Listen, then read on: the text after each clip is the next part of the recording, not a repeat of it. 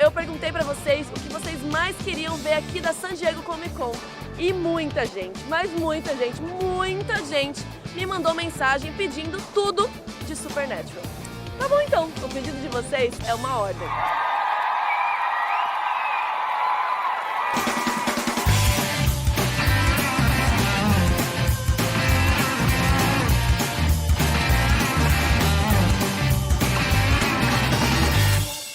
Pra quem é um hunter de verdade, a San Diego Comic Con é um paraíso. A gente encontrou funcos, camisetas, tem até castiel de pelúcia, posters.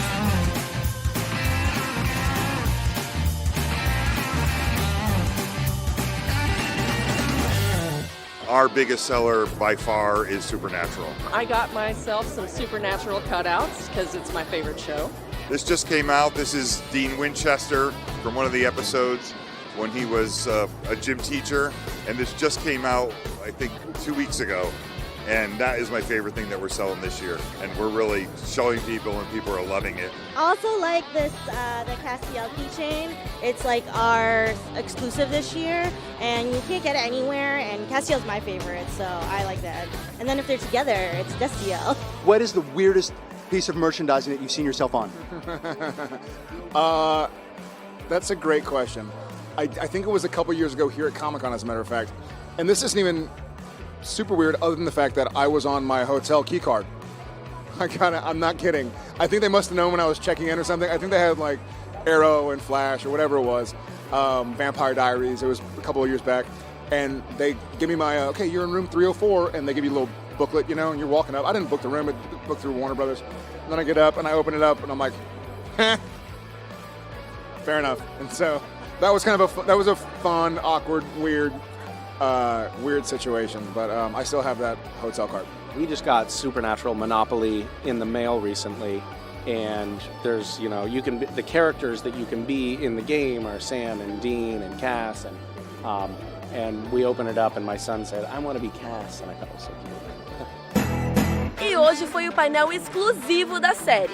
Já é uma tradição da Comic Con o painel de Supernatural ser no último dia, abrindo o domingo. Ladies and gentlemen, your Supernatural Comic-Con panel.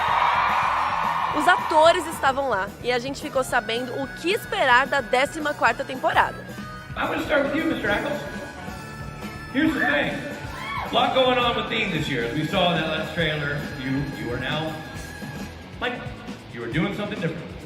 How is that? Because your Dean, over the years, has had a lot of things going on with him, but this is the first time you've really been embodying another character for this much time. How has that been as a performer for you, and how do you feel it's going story-wise?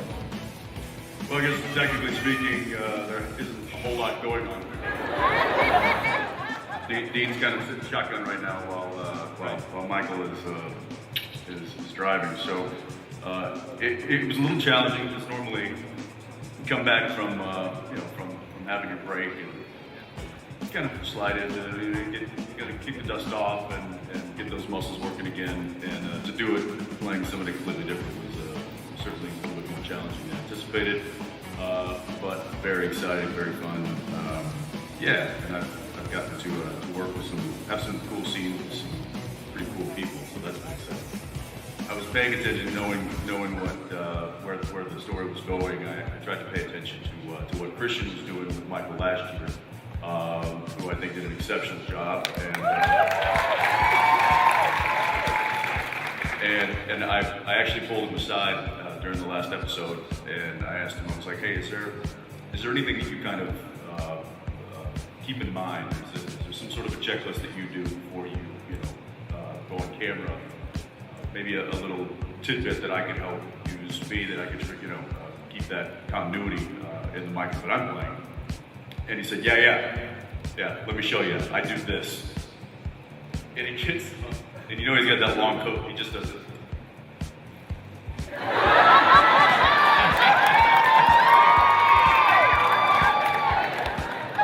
So that's it. So I've been nailing it ever since. I feel like Sam this year has kind of taken, at least in the beginning, has taken on more of a leadership role. His brother's not around, and so he's sort of distracted. He hasn't shaved in a little bit. So freaking hot! See Bob, see Andrew.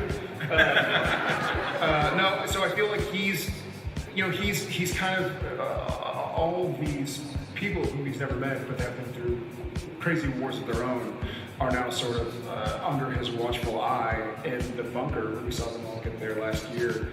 And so Sam, without Dean for however long, sort of needs to take the cues and the lessons he learned from Dean and try and sort of pass them on to all the Apocalypse World hunters who are all kind of living under this one crazy roof.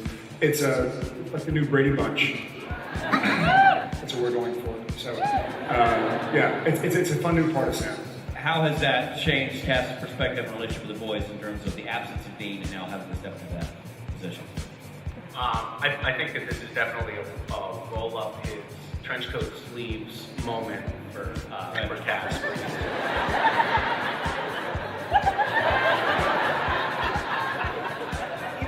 Even Al is like, I don't think. Sorry, me. Sorry.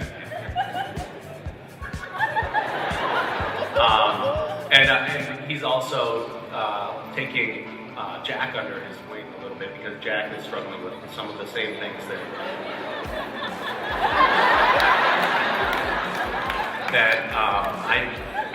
I don't know what you're talking about. I see no. That Cass has gone through in the past, and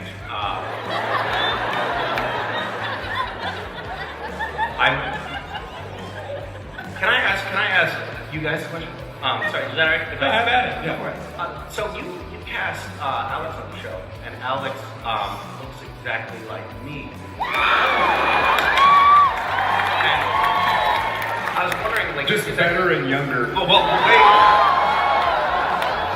No, it's actually like it feels like a whole generation now has lapsed on the show, and Alex to date won't submit to a paternity test. I keep trying to get a DNA sample from him. Keeps asking for the 23andMe, and I'm like, no, Not today, sir.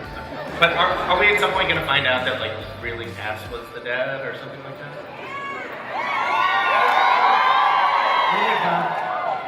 Spoiler alert. I don't think. Alex, first of all, welcome to your first Comic-Con event.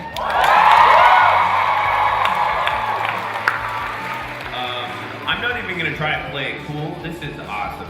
So, yeah. Thanks, guys. So how do you feel, Alex? I mean, Jack is slotting into this recipe as well. I mean, there's a lot going on in terms of not having being around, in terms of the ongoing struggle to find your own identity. How does the season playing out for you so far? Where do you see it going? I mean, so far it's been a little rough. Jack having no powers, I think, is a real injustice, and really difficult for him to deal with, kind of just being, a half human. So that's kind of been a struggle so far, I read their questions earlier, so I'm gonna butt in. Yeah. Is the most difficult part playing the son, the spawn of Lucifer, or when your cast members keep on trying to kick you in the crotchal region when you're on camera? What's the most difficult part? Jack is going through a lot of struggles right now. So knowing that I may be kicked in the balls at any given time really helps me focus, on the loss and the pain that I'm dealing with at all times. You're welcome. Thank you guys so much. I'm so happy, I feel very comfortable speaking to that. I went down on set at the end of last year and watched you guys doing a scene with Alex, and I have never seen more abuse at the hands of two grown men. And a poor guy who's just trying to cut his teeth on the show and do what he does, and it's unbelievable. And I literally went upstairs and reblocked every scene I had with you guys. I'm like, I need Padalecki over there, and I need Calvert over there. Because that's just a bad recipe. Well, it's happened to all of us, really. Well, I've never gotten the Padalecki treatment. Really? No. He played a mean game of footsie with me under the table. Is that I played God when he got his foot in his crotch. Guys. Where do you see your relationship going with Sam and Dean now? How does the cast parental role change your relationship with Sam and eventually Dean? Well, what's really cool about this show is that, you know, I guess kind of like Scooby-Doo is you can break up the relationships and you guys can kind of like have different people go on a journey to, you know, investigate this part of the mansion. I don't know. But for me and Cass, it's very cool that we get to have this kind of sustained celestial bond. Right. But I think the ultimate thing is getting Dean back. That's, I think, everyone's kind of driving motivation. We want to get him back into the fold, you know? This year you're going to hit 300 episodes. Can you tease anything, any big plans for episode 13, which will be the 300th? This is a request from Jensen, not me, but he thought that again, his words, not mine, but he thought that the 300th episode should be called the 300 and we're wearing togas.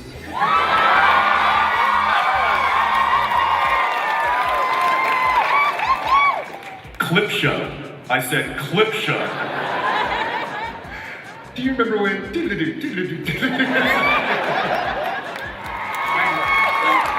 Dean's enthusiasm for the cowboy western theme was also just like Jensen's enthusiasm. You were legitimately more excited than your character about that hat.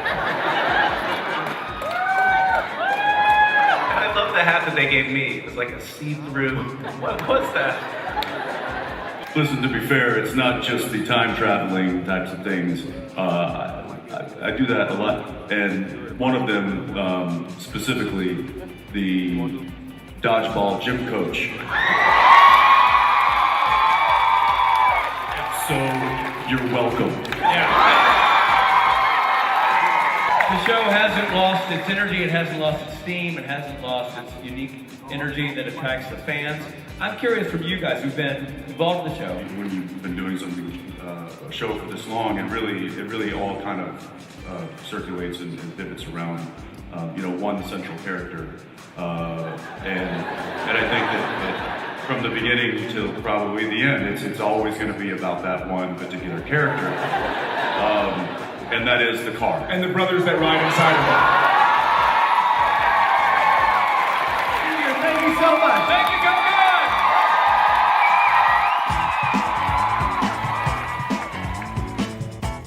Você pode conferir tudo que rolou de mais incrível aqui na San Diego Comic Con aqui no nosso canal do YouTube da Warner Channel.